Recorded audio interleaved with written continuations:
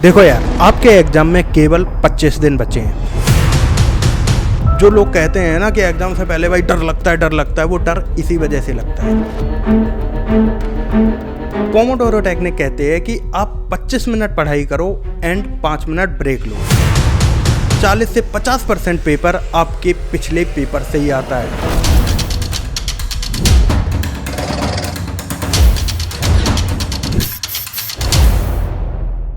Ten mistakes जो topper कभी नहीं करते हैं। एंड आई एम श्योर आप में से भी बहुत सारे लोग टॉपर बनना चाहते होंगे, लेकिन टॉपर केवल एक ही बनता है।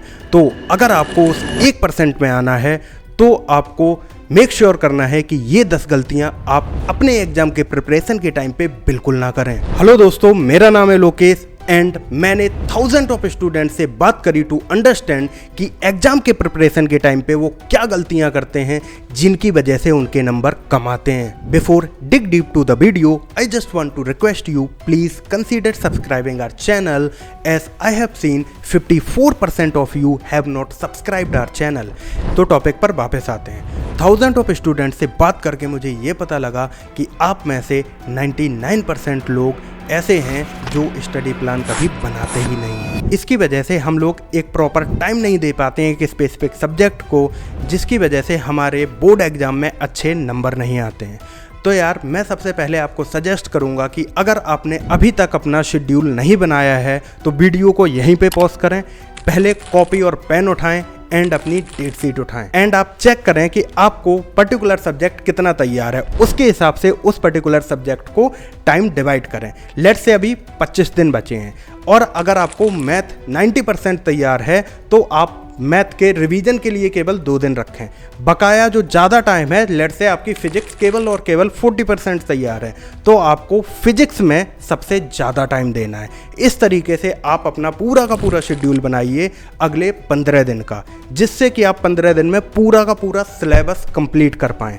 देन बचे हुए टाइम में आपको PYQs करने हैं। इसके बाद मोस्ट कॉमन मिस्टेक जो आप लोग करते हैं वो है टू मच रिसोर्सेज का यूज़ करना। देखो यार, आपके एग्जाम में केवल 25 दिन बचे हैं और अगर आप अभी तक ये डिसाइड नहीं कर पा रहे हो कि आपको किस बुक से पढ़ना है और किस बुक से नहीं पढ़ना है, तो आप अपने एग्जाम के आखिरी तक अपना सिलेबस कंप्लीट नहीं कर पाओगे। जैसे मैंने बहुत सारे लोगों को देखा है, वो अपना स्टार्ट NCERT से करते हैं, आधी बुक हो गई, किसी ने बोल दिया यार तुम RS अग्रवाल से पढ़ लो या फिर यार तुम RD शर्मा से पढ़ लो। कोई भी यूट्यूब वीडियो पे देख के अपनी बुक चेंज कर देते हैं, जिसकी वजह से वो लास्ट तक अपना पर्टिकुलर सिलेबस कंप्लीट नहीं कर पाते हैं। सो आई वुड सजेस्ट कि जो आपके स्कूल में बुक चल रही है, आप उस बुक से ये सिलेबस जल्दी से जल्दी ख़त्म करो एंड अपने लास्ट के 10 दिन में PYQs स्टार्ट कर दो, सो दैट आप अपने बोर्ड एग्जाम वाले दिन ब्लैंक आउट ना हो कि यार ये वाला तो मैंने पढ़ा ही नहीं है, ये वाला भी आ गया,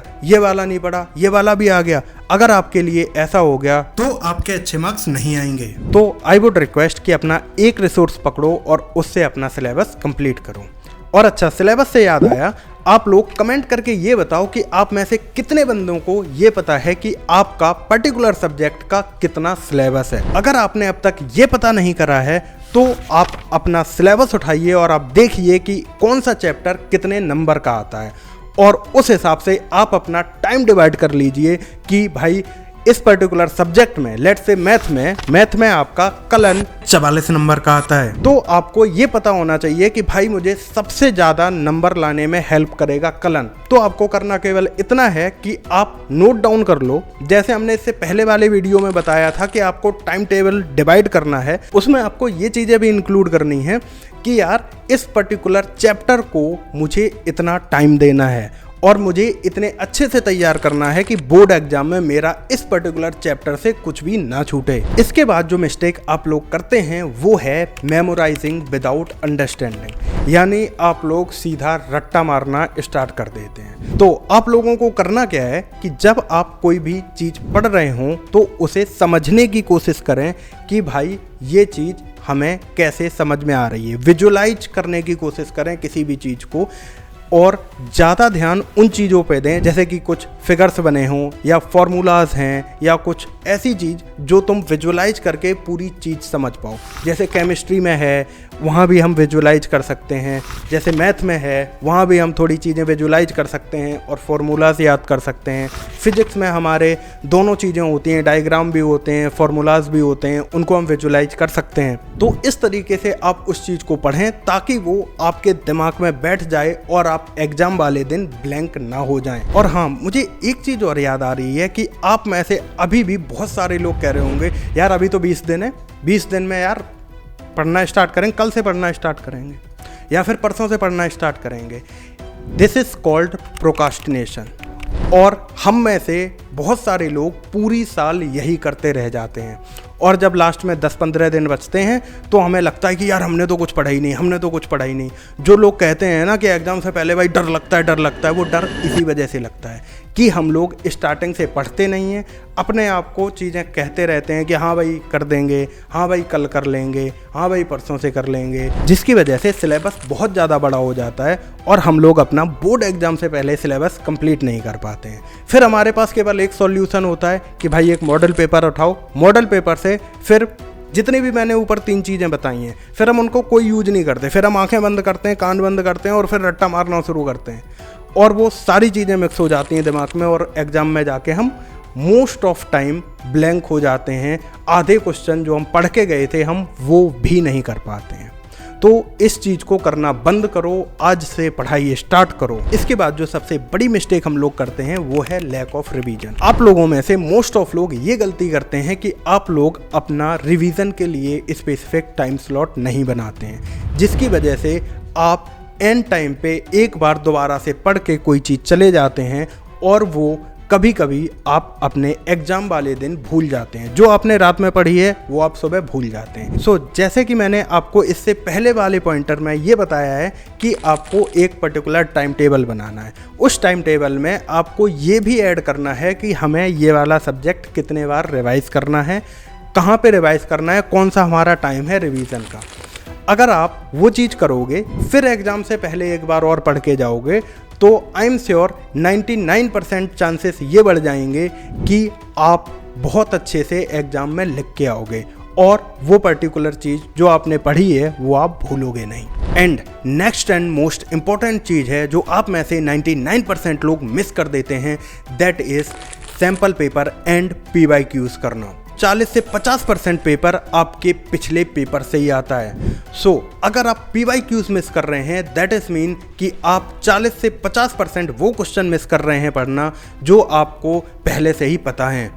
PYQs मिस बिल्कुल मत करना। एंड सैम्पल पेपर से पता लगता है कि इस साल आपके एग्जाम का पैटर्न क्या है। अच्छा यार, एक चीज़ बताओ, आप में से कितने लोग शॉर्ट नोट्स बनाते हैं? मैंने बहुत लोगों से बात करी और मुझे पता लगा कि आप में से बहुत सारे लोग अब तक शॉर्ट नोट्स बनाते ही नहीं हैं। This is the biggest mistake you are making. अगर आपको एक दिन में या 2 दिन में पूरा का पूरा सिलेबस रिवाइज करना है उसके लिए आपको शॉर्ट नोट्स बनाना बहुत ही जरूरी है। आई वुड सजेस्ट जब आप अपनी पढ़ाई कर रहे हैं उस टाइम पे आपको शॉर्ट नोट्स बहुत ही जरूरी बनाने हैं, बट वो आपको अपनी लैंग्वेज में बनाने हैं ताकि जब आप उन शॉर्ट नोट्स को एग्जाम से पहले पढ़ना स्टार्ट करें तो आपको एक ही बार में सारी चीज़ें याद आ जाएं कि हाँ भाई मैंने इसमें क्या लिखा था और किस लैंग्वेज में लिखा था।